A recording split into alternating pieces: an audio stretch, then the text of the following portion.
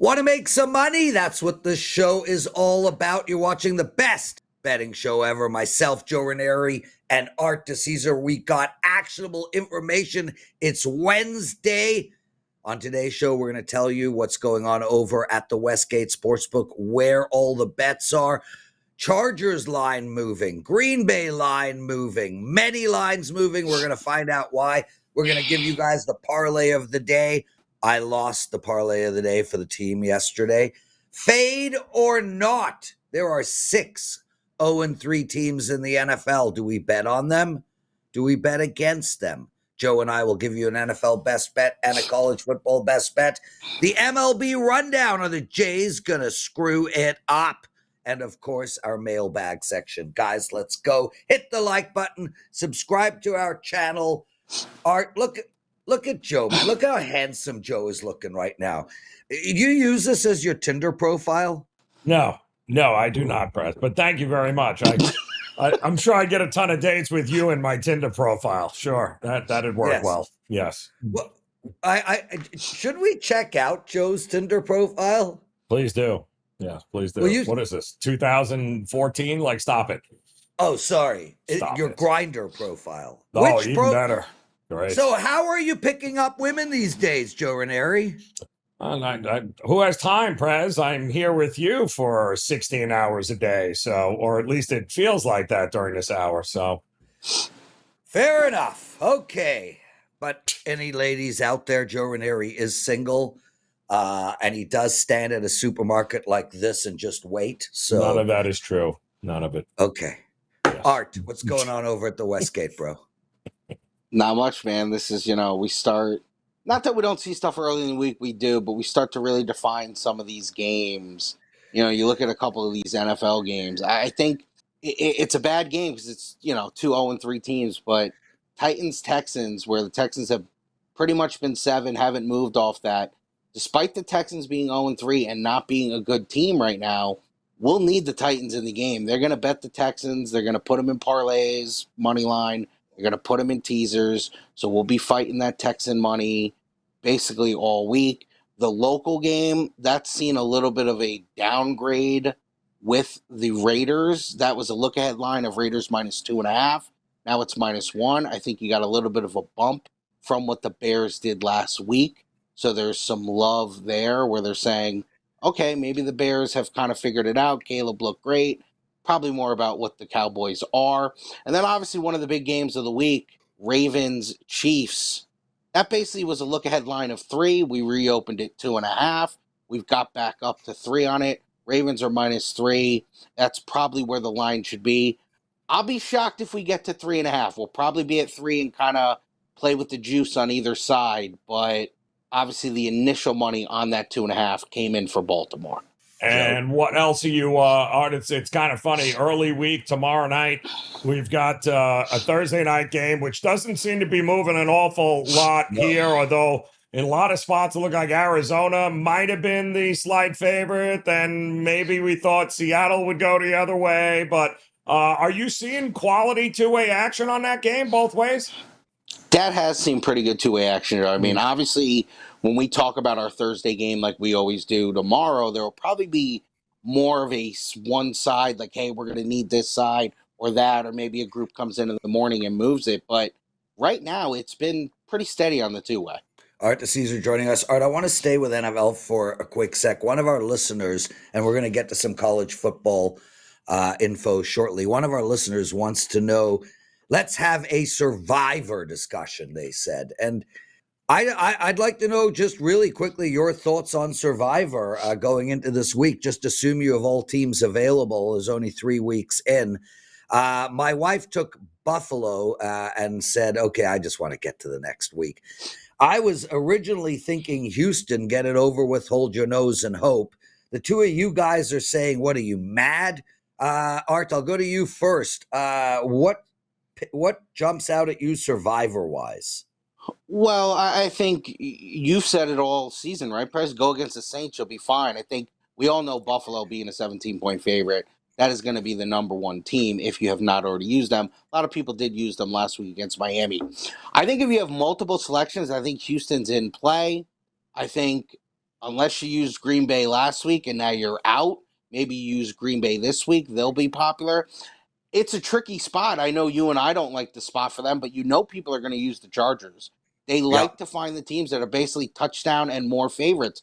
Those are going to be the popular teams. Now, if you have Survivor, you got 5-10 survivors, you could spread it around and take some shots. But I think those are basically going to be your group of teams. Joe? If you haven't used Buffalo yet, use them. I mean, to me, it's survive and move on at this early in the season. Mm-hmm. You do not want to be taking stupid chances at this point in week 4 of the NFL season because you're worried about what's coming up. I mean, Buffalo's schedule for the next until November is kind of piece of cake, and I know a lot of guys aren't used Buffalo, I think, last week against Miami on that the early game. So if you haven't, now seems like a pretty decent time to consider Buffalo here and just advance. And because once we get to October, these teams are not the same that you are witnessing right now in September. Yeah, and it's an interesting theory, Joe, because, do you keep teams? Do you try to sneak the Houstons through now and hold the big boys for later, or do you use, or do you just try to get through week to week and recognize that, hey, later Josh Allen might be injured. Later, Baltimore might be out of the playoffs and, feeling down on themselves. So it's an interesting Survivor question, and it's really why I suggest to all people playing Survivor to play 2 teams. One of those teams survive. The other team try to play that sort of long game. I'm going to tell you guys tomorrow what my Survivor pick will be. I definitely will be using Houston in one of my picks, but I'll figure it out and I'll let you guys know tomorrow. Hit that like button, everyone. Subscribe to our channel. Make sure to comment. Commenting is important. The word of the day is microphone. Art, what's going on in college football? Well, college, we have a huge week with huge games. We'll touch on all 3 of them right here. I mean, probably the best game of the day, Oregon at Penn State.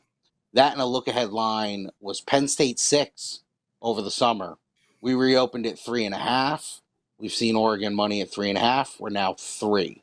The Bama-Georgia game, that over the summer was Georgia 4. We reopened at 3, and it's been pretty steady with us on 3. Seen really nice two-way action on that game. Now, both those games are going to see tremendous handle. And a little bit under the radar game, Auburn at A&M. That over the summer was 7, and now we reopened it 6.5 for A&M to be almost a touchdown favorite at home. So no real movement there yet, but I would say out of the 3 games, the team that has seen the most money is Oregon, moved us off that 3.5.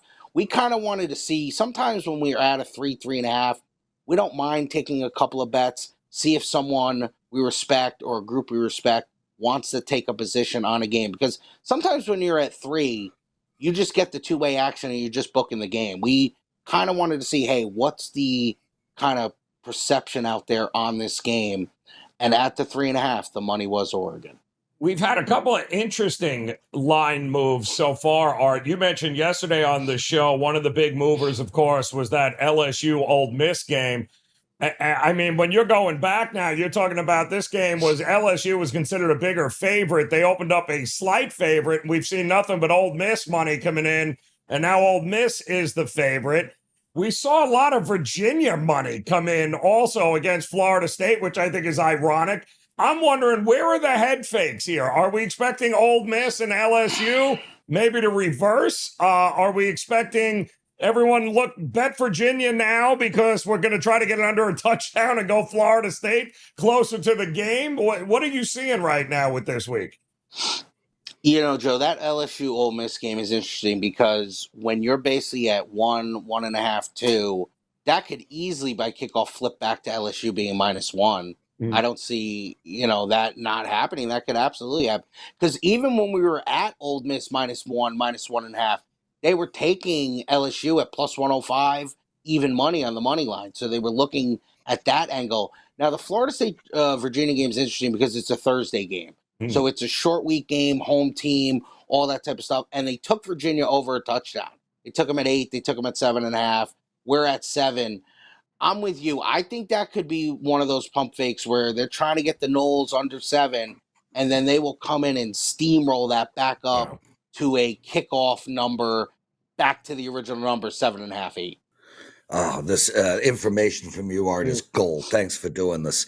Guys, let's turn our attention to, well, the parlay of the day. Yesterday's parlay lost due to this guy right here. It does happen. I had to hear about it all night last night. Yeah, so that's where we're at. I lost yesterday's parlay. We move on. I'm going to go, whenever in doubt, whenever you need a win, you got to go back to the teams you know best. Max Scherzer on the mound, the Blue Jays plus 111. This team has got mojo going. I know that they screwed it up last night, but I'm telling you, the vibe coming out of the dressing room, everybody is ready to go. And it was really the damn umps. That stupid foul ball call mucked the whole game up. Let's move on. Leg 1, Toronto plus 111, Joe. Oh, that is impressive. And shut well, up, Joe. we're going to see whether or not that actually comes to fruition here. I am going to go another way. I think it's put up or shut up time for Houston against the Athletics. Art nailed the Athletics last night. Houston sends Hunter Brown to the mound tonight to go up against Severino, and Severino is the worst at that Sacramento ballpark. So I'll take a shot with Houston getting it done here tonight with their ace on a mound at a pretty decent price, Art. Yeah, I love that one, Joe. That's one I definitely thought about. And you're right. This feels like the game of the year for Houston. They lose this, they will be done. I'm going to go with my theme. I know they're still fighting and they're playing, but I thought the Yankees could have lost last night. They celebrated a little last night. I know the division's still in play, but I'm going to take the White Sox plus 1.5. I think they could win the game or keep it to a one-run game like they did last night. Oof. Well, I'll tell you flat out, Art. I'm prepared to lose this parlay for the Chicago White Sox to win tonight. So my priority right now is for Chicago to win. I am a Blue Jay fan, and the city is electric when one of our sports teams is in the hunt. Doesn't happen often. I'm really hoping it does now, and I'm going to the game on Saturday. Okay, Joe and his moaningness. Let's get into fade or not. Guys, yesterday we gave you all the 3-0 teams and whether we should bet on or against those 3-0 teams. I want to show you guys something before we get into this. And this was created by Ralph Michaels. And Ralph Michaels will be on WagerTalk today, another show over on the WagerTalk TV network. And we'll be doing a deep dive. As you can see, 3-0 teams in their fourth game are 20-23 against the spread. So betting 3-0 teams in their fourth game is a losing proposition. However, I'd like to turn your attention to row 2, column 1, 2, 3, 4, 5, 6, 7, 8. 27, 15, and 3. This is a chart from 2015. If you bet on 0-3 teams, so you're betting on 0-3 teams, you are 64.3% against the spread. 27, 15, and 3. So with that said, Art, Joe, does that shock you that 3-0 teams are 20-23 against the spread and 0-3, 27 and 15? It doesn't shock me. It seems totally reasonable. Joe?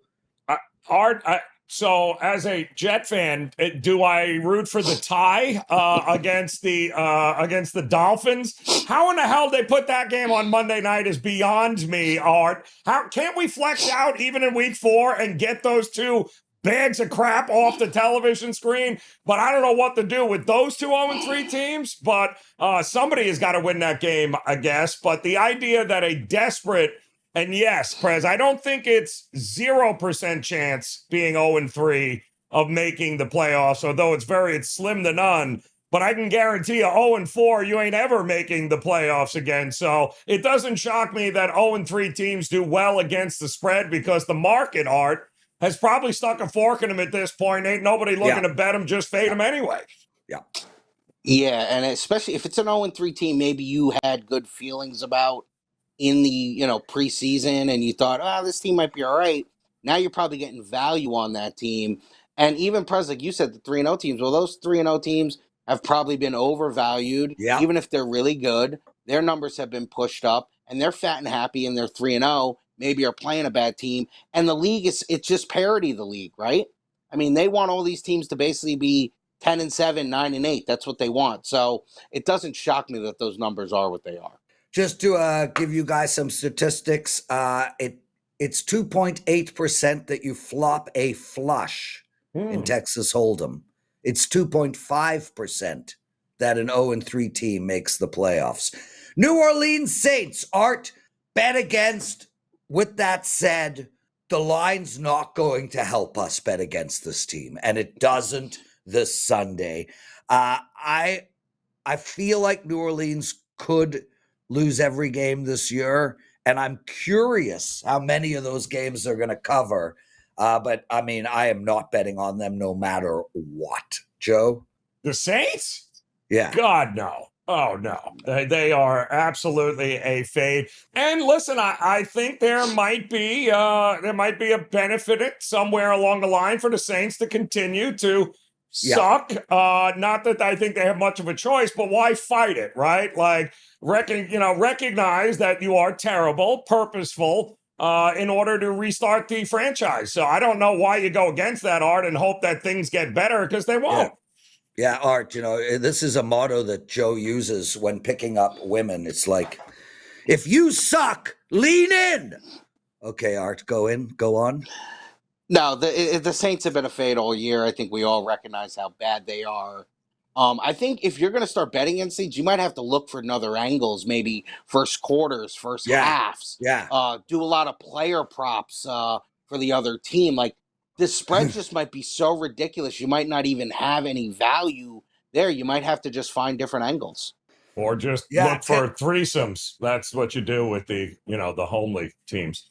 You just Joe, I find that completely inappropriate. I'm just saying you look for a third team that I don't know what you're talking about. I'm just saying threesomes is the way I'd look.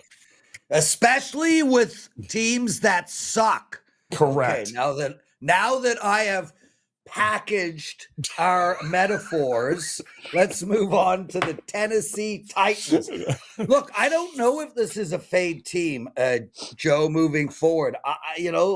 I think we're going to find some opportunities to bet on this team, and I wouldn't be surprised if they cover 7 this week against Houston. So I'm not fading this team. I think there's going to be some moments where we could bet on them. What do you think? I agree. Listen, the whole purpose of the Tennessee coaching staff this year is to bring along Cam Ward, their future franchise quarterback. They have dealt with some injuries now on the defensive side of the ball, especially on that defensive front. But I think when healthy, and you're right, pick your spots. This isn't a team that's going to go winless all year. They will have an opportunity to win some games, but they will never, unless I'm missing something, Art, they're never going to be a favorite that you got to go, oh, no, I can't. I mean, they're going to be a dog a lot, and there's going to be some value at some point along the way here, no?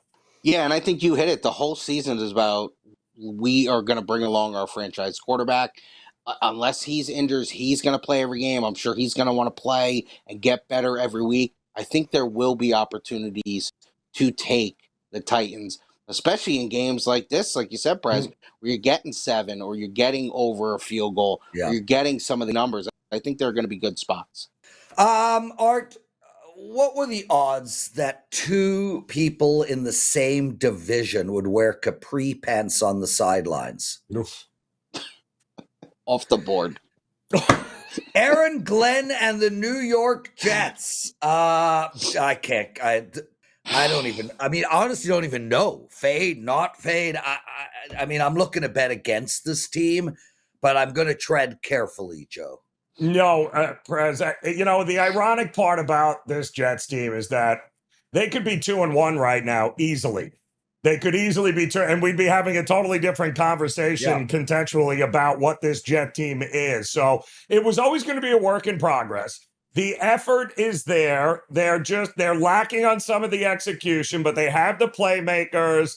Whether it's Tyrod or Fields, there are going to be opportunities to get behind this Jets team. They will win some games they're probably not supposed to. I think it all evens out. So they're not a pure fade for me. I think you got to look for the spots to back them here. Yeah, I could see that too. The one thing that worries about me with the Jets is their defense. The defense is really not that great right now. And I mean, you guys said it. They lost on basically 2 walk-off field goals. So they could be 2-1. I think they'll play hard for Aaron Glenn. I don't think the quarterback matters. I said it last week. I think Taylor maybe is a better option than Fields, but I don't think there's really much of a difference. They got to fix that defense, especially the secondary. Secondary is really not that great, but there probably will be some spots down the road where the Jets maybe get it together and play spoiler. I feel the same way about the Giants, Art. I think, especially now with Jackson Dart coming in, I think this team is going to play spoiler. I wouldn't be surprised if they cover on Sunday. I think there's a chance they win the game outright on Sunday based on what a bad spot this is for the Chargers. I am going to be looking for spots to bet on the New York Giants, Joe. I agree 100%. Listen, the only reason they're really bringing him out in week 3, don't forget, the whole plan with him was to stash him on the bench for a year, let him learn the game, let him get to the pro level. And that was why you brought in Winston. It's why you brought in Russ, right? So, okay, but here we are now through 3 weeks and we're throwing him to the Wolves. And the only reason we're doing that is because obviously Dable and Joe Schoen, the GM, their asses on the line. So they got to hope that, maybe there's a spark here. And I think there will be, judging just from the reaction that we watched in the preseason, from when he was at quarterback and when they were scoring points and touchdowns and they looked competent. If these guys rally around Dart, then Art, we're not going to get them in a favorite role a lot again. We might very well be able to get some value with the Giants. Well, no doubt. I think we all like their defense. Their pass rush is really good. They can get after the quarterback. I just hope and this is a lifelong Giant fan talking, I hope they let Dart loose. I hope it's not, let's just put the training wheels on the kid. Who cares? You're 0-3. See what you have. Go out there. I like them this week. I think it's a bad spot for the Chargers. And I think they will rally around the fact that Dart's going to give them some energy. I just worry late in the season if they're still 2-11. Are they going to quit on Dable? I don't know if the locker room loves Dable. So I'd be a little worried about that. The Miami Dolphins, it's basically this week or it's over for the whole entire coaching staff and this team from my perspective. And I like them this week. And I think that if you look at their schedule moving forward and they can get through this week, they got the Panthers, they got the Browns, they got the Falcons. They could technically turn their season around. I'm looking to bet on them this Monday. But from a moving forward perspective, I actually need to see what they do this Monday, Joe.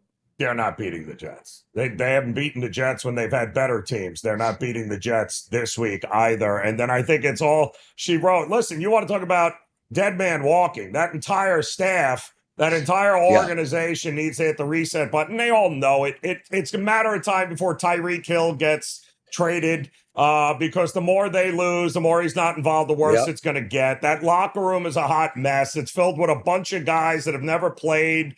They have no affiliation with the Dolphins organization outside of being here this year. There's no leadership. It's over before she wrote. At least culturally, in the Jet side of the thing, they're building something there. There's nothing redeeming about what we're getting from the Miami Dolphins this season, Art.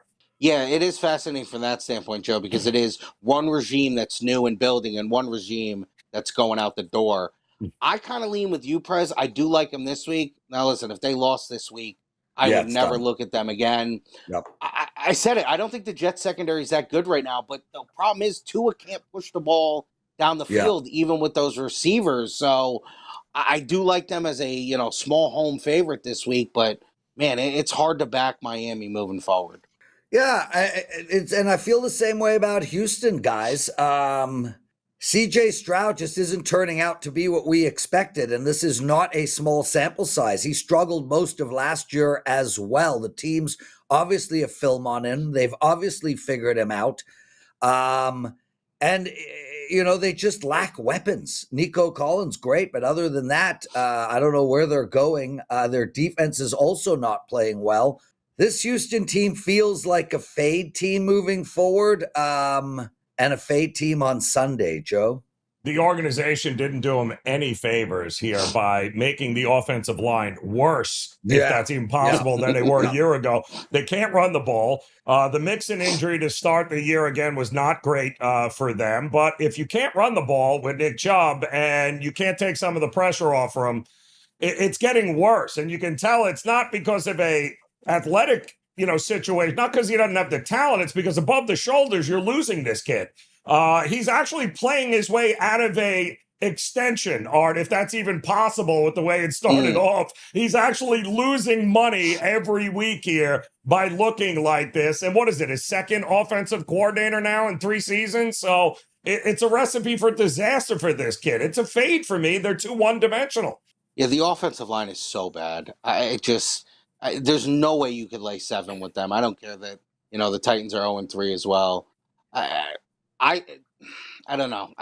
The line is so bad that I just think you have to fade them moving forward. Stroud, he's not what he thought we thought he was, and we do this with these quarterbacks.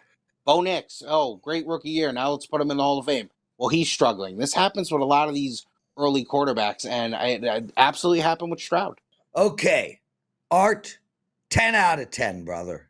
Love having you on the show. Spectacular work like always. Have yourself a monster day, and we're going to see you tomorrow, Thursday's show, Art DiCesare. We're going to take apart the Arizona-Seattle game. Thanks for doing this, brother. Art DiCesare, everyone. Okay, guys, we've got 4 more sections left. NFL best bets, college football best bets, MLB rundown, and our mailbag section where we take a look at the comments that you guys put up. And speaking of that, please hit the like button. Please subscribe to our channel. And please comment in the comment section if you have nothing to say. Word of the day, microphone, just say that, or Mike. That works out fine too. And we do have some business to take care of. Yesterday, we gave out a promo code for all new customers. This is only for new customers. You use the promo code BEST1, BEST1, BEST1, and you get Joe Raineri's 5% college football play for $1. Now, we have made it so that you can use that promo code on both Joe's 5% college football play and my NFL 5% play. So for $2, you get both Joe and me. You use the promo code BEST1, BEST1. Okay, it's time for your NFL best bets. Joe, move that yellow thing. Cue the clock. Let's get into it. And I like the Atlanta Falcons plus the 1 at home. It was -2.5. It was -2. It was -1.5. And now Washington is -1. A ton of money has come in on Atlanta, and I get it. It makes total sense to me. Why is everyone completely overreacting? The Green Bay Packers went to Cleveland last week and lost. Now they're a -7 favorite on the road in Dallas.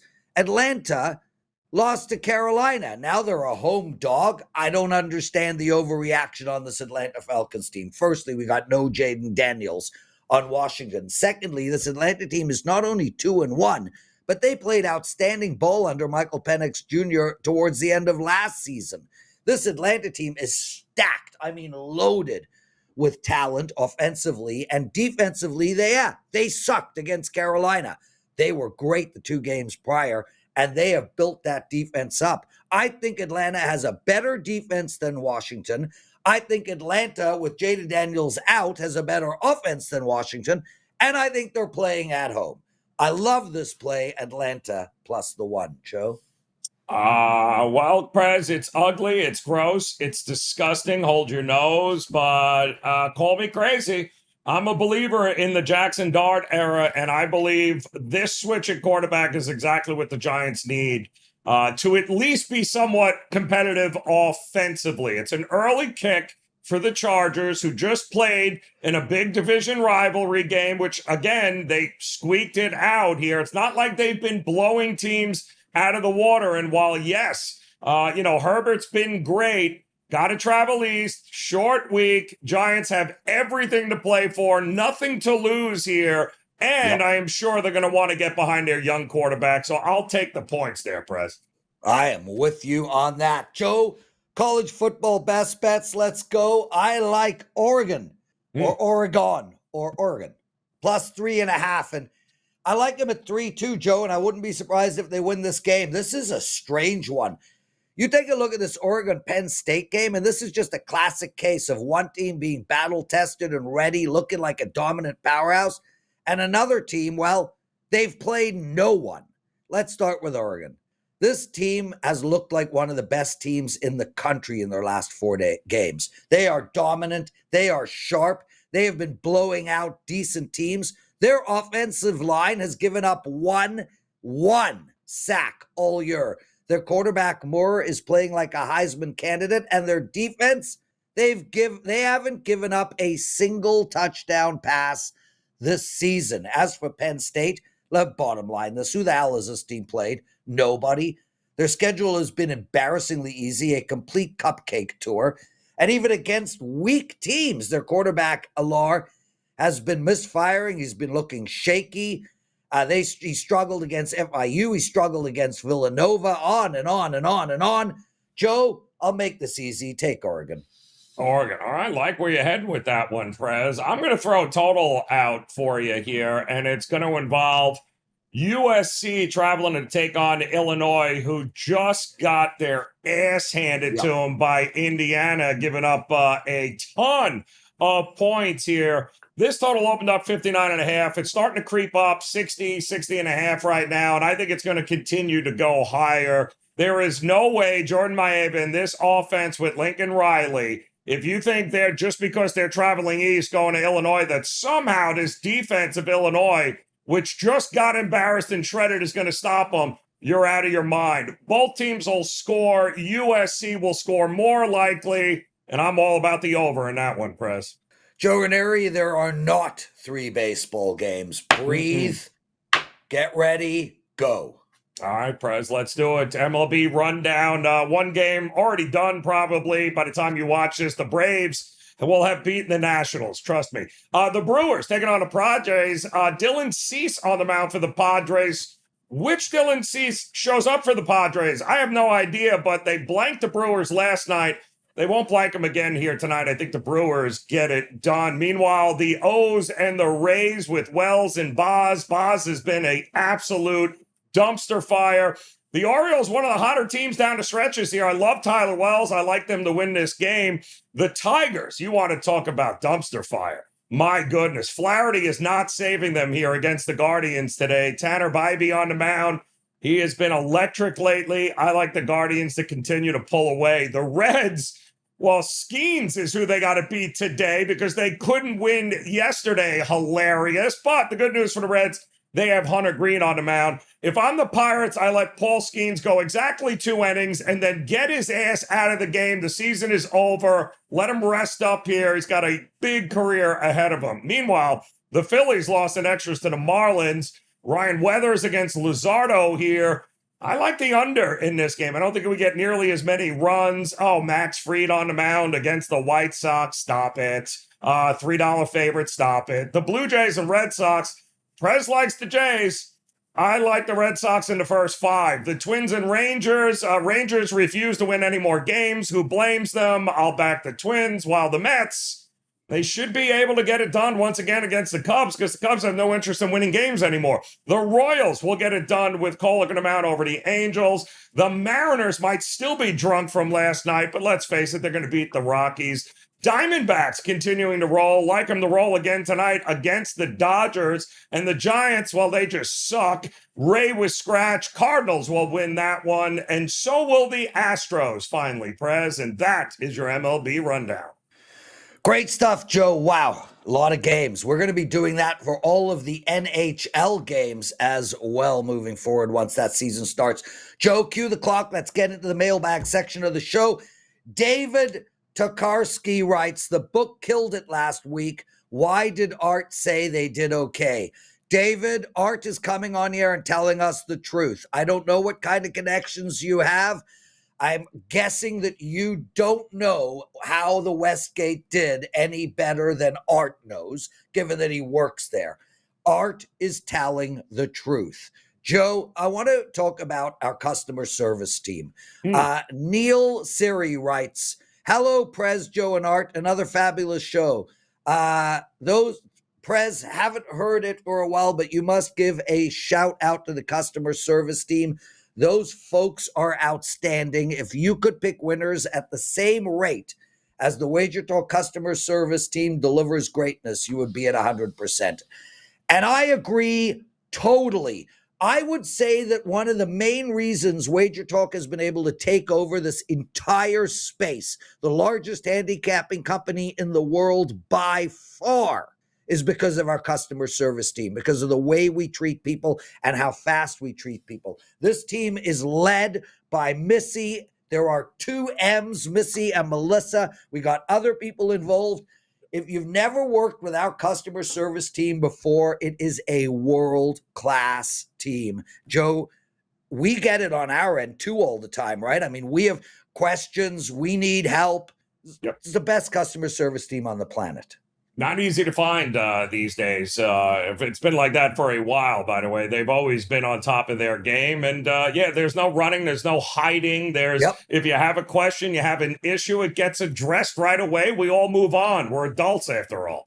Yeah, so massive shout out to our customer service team. And I will end with Blake Pearson's comment. Prez sounds like an old Jewish woman who smokes 2 packs a day. And on that note, Joe, let's call it a show. Thanks for watching, everybody. Hit that like button, comment, subscribe. Make sure to take advantage of Joe and me. Best one, BEST1, $1 for Joe's 5% college football play. $1 for my NFL 5% football play. We'll see you all tomorrow. Let's win together.